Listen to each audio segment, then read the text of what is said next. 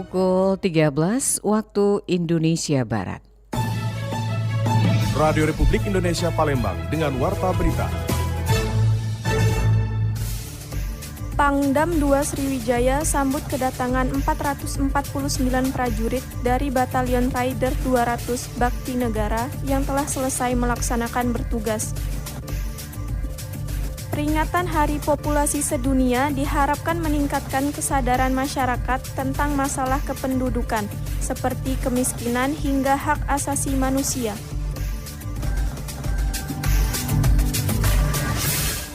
Itulah di antara informasi yang akan kami hadirkan siang hari ini di hari Kamis, tanggal 11 Juli 2024, yang berhasil dihimpun oleh tim redaksi RRI Palembang.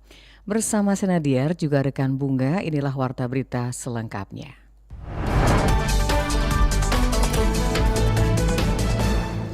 Pangdam 2 Sriwijaya menyambut kedatangan 449 prajurit dari Batalion Raider 200 Bakti Negara yang telah selesai melaksanakan bertugas dalam Satgas Pamtas Kewilayahan RI dengan Papua Nugini tiba di Pelabuhan Bom Baru.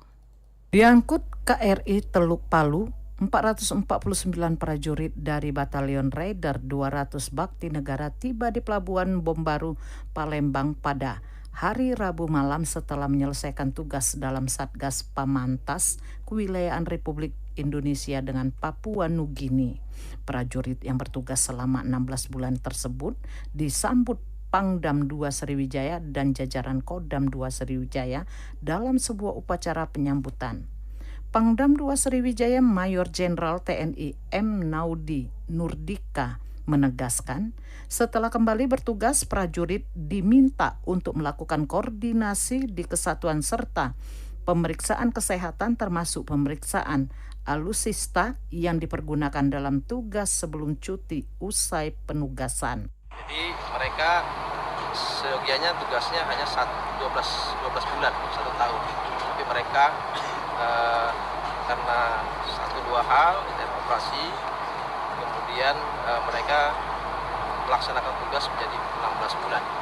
Dari hal inilah saya mengambil kebijakan kita tambah mereka cutinya selama 4 hari sehingga moral mereka akan lebih baik lagi, sehingga harapan kita setelah melaksanakan cuti mereka akan siap. Pangdam 2 Sriwijaya juga memberikan cuti tambahan dari 12 hari menjadi 16 hari karena tugas yang diemban prajurit dalam Satgas mencapai 16 bulan.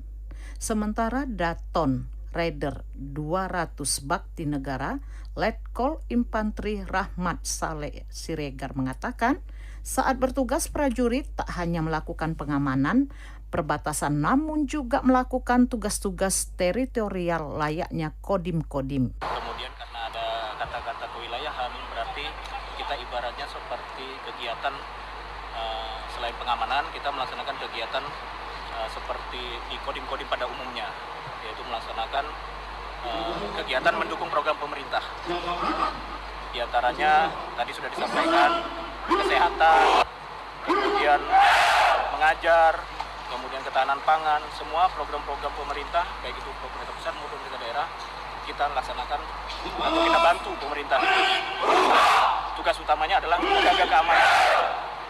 Selain menjaga keamanan, perbatasan prajurit juga melakukan kerja sosial kemasyarakatan, salah satunya tentang ketahanan pangan untuk membuat warga di Papua menjadi aman dan nyaman.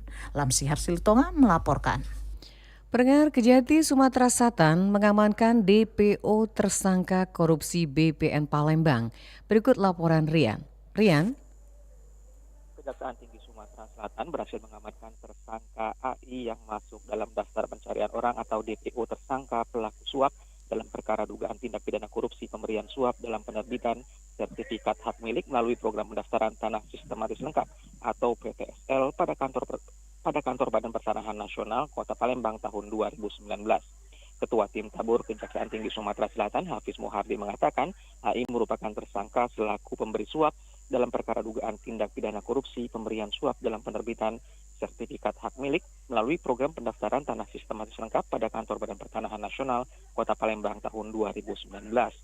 Hafiz mengatakan selama dalam proses pencarian DPO tersebut, posisi tersangka AI selalu berpindah-pindah dan selanjutnya tersangka berhasil diamankan pada hari Selasa 9 Juli 2024 oleh tim tabur Kejaksaan Tinggi Sumatera Selatan beserta tim intelijen Kejari Palembang. Telah berhasil menangkap DPO atas nama AI ya,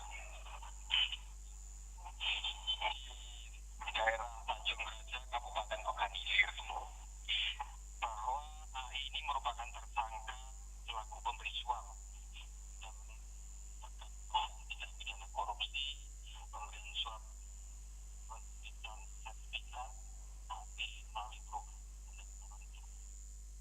Sebelum diamankan, tim tangkap buron atau tabur Kejaksaan Tinggi Sumatera Selatan beserta tim intelijen Kejari Palembang, AI telah ditetapkan sebagai tersangka berdasarkan surat penetapan tanggal 23 Januari 2024. Tersangka AI telah dilakukan pemanggilan sebagai tersangka secara patut namun tidak hadir dalam keterangan sehingga ditetapkan menjadi daftar pencarian orang pada tanggal 28 Februari 2024. Tersangka AI kemudian langsung dibawa ke kantor Kejati Sumsel dan kemudian akan diserahkan ke Kejari Palembang untuk dilakukan proses hukum selanjutnya. Riana Pridani melaporkan. Baik pendengar, kita beralih ke informasi berikutnya. Peringatan Hari Populasi Sedunia diharapkan meningkatkan kesadaran masyarakat tentang masalah kependudukan, seperti kemiskinan hingga hak asasi manusia. Berikut laporan Hairul Rizky. Rizky, silakan. Peringatan Hari Populasi Sedunia 11 Juli dinilai penting sebagai acuan masyarakat agar lebih meningkatkan kesadaran terhadap masalah kependudukan, dimulai dari angka kemiskinan hingga keluarga berencana. Pengamat sosial Sumsel Kurniawan mengatakan, tiap tahun populasi di dunia semakin ramai. Kekuatan dan kebutuhan pangan dunia terus memberikan tekanan yang semakin besar pada kemampuan kita untuk memenuhinya, dan juga sumber daya secara umum menjadi semakin sulit didapat. Ia melanjutkan, Hari Populasi Sedunia diciptakan untuk mengingatkan kita bahwa tingkat pertumbuhan populasi kita saat ini tidak dapat dipertahankan, dan juga masalah sosial dan logistik yang kita alami saat ini untuk memenuhi permintaan populasi tersebut hanya akan menjadi lebih buruk jika kita tidak melakukan sesuatu.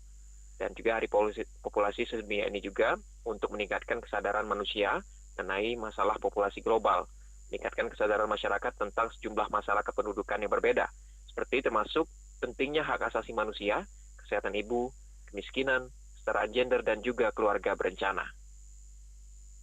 Hari peringatan populasi sedunia. Jadi menurut laman informasi yang kita dapatkan bahwa saat ini terjadi penambahan sekitar 83 juta orang per tahun di dunia ini. Adapun tujuan inti dari Hari Populasi Sedunia adalah untuk meningkatkan kesadaran kita semua, masyarakat dunia, tentang sejumlah masalah kependudukan yang berbeda, termasuk pentingnya hak asasi manusia, kesehatan ibu, kemiskinan, kesetaraan gender, dan keluarga berencana.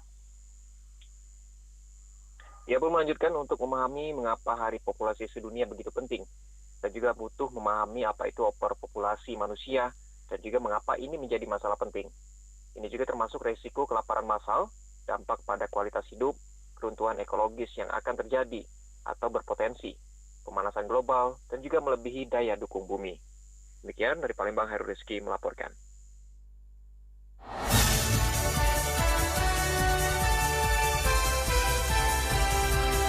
Warta Berita Radio Republik Indonesia Palembang.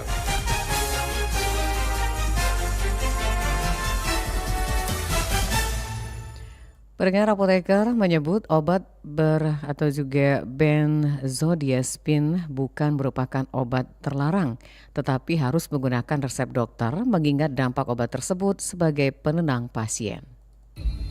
Obat benzodiazepin bukan merupakan obat terlarang. Obat ini digunakan dokter untuk mengobati pasien dengan gejala kecemasan, kejang, hingga insomnia. Demikian disampaikan Irma Apoteker Apotik Aditya Palembang. Menurutnya, obat yang menggunakan bahan benzodiazepin efektif untuk mengobati beberapa kondisi tertentu sesuai instruksi dokter. Penggunaan jangka pendek obat ini biasanya aman dan efektif, namun dapat menyebabkan ketergantungan dan efek samping lainnya apabila digunakan dalam jangka panjang. Karena itu, menurut Irma, penggunaan obat itu harus menggunakan resep dan kontrol dari dokter. Oh, itu kan termasuk obat ini sih Mbak, penenang. dia itu dikurangi karena biasanya disalahguna pakai sama orang-orang oknum kayak gitu kan Mbak. Oknum yang misalnya kayak dia misalkan kopi resepnya itu nggak ada si dokternya. Ya, pengobatan itu nggak sesuai resep dokter karena kan obat ini harus dibelinya harus pakai resep dokter dan harus ada cap sheet dokternya. Jadi harus jelas pembeliannya itu. Bukan. Jadi harganya tidak hanya butuh resep ya Mbak ya? Harus pakai resep belinya. Harus pakai resep. Jenis obat benzodiazepine akan menentukan potensi penggunaan. Dokter akan meresepkan obat ini di luar label untuk berbagai kondisi dan masalah lain. RRI Palembang, Nova Ariana melaporkan terus mengudara untuk Indonesia. Baik pendengar, kita beralih ke informasi berikutnya. Tingginya harga emas membuat masyarakat memilih untuk menggadai dibandingkan untuk membeli emas. Tingginya harga emas di pasaran membuat masyarakat lebih banyak menggadaikan barang perhiasan mereka dibandingkan untuk membeli emas. Salah satunya terjadi di Pegadaian Jalan Merdeka Palembang yang saat ini mulai mengalami peningkatan jumlah pengunjung. Penjualan emas perhiasan mengalami penurunan dibandingkan dengan tahun sebelumnya, di mana saat ini lebih banyak masyarakat menggadaikan perhiasan mereka. Hal ini dikarenakan harga emas yang cukup tinggi sehingga tidak terjangkau lagi oleh sebagian masyarakat. Kabak Humas dan Protokoler PT Pegadaian Kanwil 3 Palembang, Joko NK Nugroho mengungkapkan, memang saat ini pertumbuhan ekonomi Indonesia sedang mengalami pertumbuhan, di berbagai sektor juga mengalami peningkatan. Sekarang masih didominasi dengan emas, didominasi dengan emas, apalagi sekarang kan emas mengalami kenaikan yang cukup drastis dari awal tahun ya. Itu Mas, hampir 20% lebih dari 1 juta, sekarang kisaran di 1.380.000. Jadi dengan naiknya harga emas, maka taksiran ataupun pinjaman dari gadai itu sendiri meningkat, yaitu naik juga gitu. Maka di sini itu juga mempengaruhi juga banyaknya gadaian. Ditambahkan Joko Nugroho, tahun ini harga emas mengalami kenaikan sebesar 20% dibandingkan tahun sebelumnya. Jika sebelumnya harga emas berkisar Rp1.000.000 per gram, kini naik menjadi Rp1.380.000 per gram. Hal tersebut menjadi salah satu faktor pendukung yang membuat kebutuhan dan pengeluaran masyarakat menjadi lebih banyak, sehingga memilih menggadaikan barang untuk mendapatkan uang tunai. Muhammad Irfan, RRI Palembang, terus mengudara untuk Indonesia.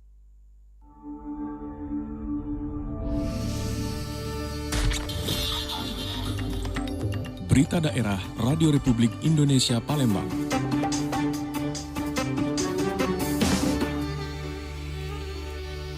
Pendengar, BPBD Banyuasin menyalurkan bantuan banjir untuk 184 kepala keluarga, kemudian juga yang drainase tersumbat ini menjadi penyebab banjir tersebut. Berikut laporan Maulana. Pemerintah Kabupaten Banyuasin melalui Badan Penanggulangan Bencana Daerah atau BPBD memberikan bantuan kepada warga yang terdampak banjir di Kecamatan Talang Kelapa. Kepala BPBD Banyuasin Reza Agus Perdana bersama unsur kecamatan mendistribusikan bantuan langsung berupa sembako kepada 184 kepala keluarga di 3 titik lokasi yang terdampak. Banjir yang melanda wilayah Kecamatan Talang Kelapa ini disebabkan oleh saluran drainase yang terhambat. Reza mengungkapkan bahwa faktor utama penyebab banjir ini adalah tersumbatnya saluran drainase oleh lumpur dan sampah. Meskipun saat ini sudah memasuki musim kemarau, intensitas hujan yang tinggi beberapa hari terakhir menyebabkan luapan air Sungai Gasing membanjiri di beberapa titik lokasi dari 2 kelurahan yang terdampak. Jadi kegiatan kita hari ini adalah memberikan bantuan dari Pemda melalui saya. Ada 3 titik lokasi yang kita bantu. Kalau total bantuannya ada 184 KK. Jadi saya bersama unsur kecamatan sudah membagikan langsung ke warga-warga yang terdampak banjir. Sementara itu, Camat Talang Kelapa Salinan juga turut serta dalam pendistribusian bantuan tersebut. Ia menekankan pentingnya upaya jangka panjang untuk mengatasi masalah saluran drainase yang seringkali menjadi penyebab banjir berulang di wilayahnya. Untuk sementara ini yang parah itu di Sukajadi Timur. Ya, di Sukajadi Timur itu cukup parah dan ini disebabkan oleh daya tampung dari saluran ini kurang tampung, kemudian kebersihan dari saluran itu juga banyak yang tersumbat. Ada yang sudah sering berulang karena memang kita belum bisa mengatasi salurannya tadi kan seperti di Sukajadi Timur itu airnya itu ke jalan lintas, jadi perlu pengerukan ataupun supaya lancar yang menyeberangi jalan lintas seperti itu. Jadi kita belum bisa mengatasi itu. Tapi ada beberapa titik yang sudah diatasi oleh pemerintah Kabupaten Banyuasin seperti di perumahan Algoni yang tahun-tahun lalu banjir. Alhamdulillah tahun ini tidak banjir lagi. Artinya kan sudah ada upaya dari pemerintah Kabupaten Banyuasin dalam mengatasi banjir ini, termasuk juga di Tanah Mas ada beberapa titik yang sudah tertanggulangi seperti itu. Selain Kecamatan Talang Kelapa, tidak ada laporan dari kecamatan lain mengenai dampak banjir akibat intensitas hujan yang tinggi. Pemerintah Kabupaten Banyuasin berkomitmen untuk terus berupaya mencari solusi agar kejadian banjir tidak terulang di masa mendatang. Dari Kabupaten Banyuasin, Muhammad Maulana, RRI Pro 1 terus mengudara untuk Indonesia.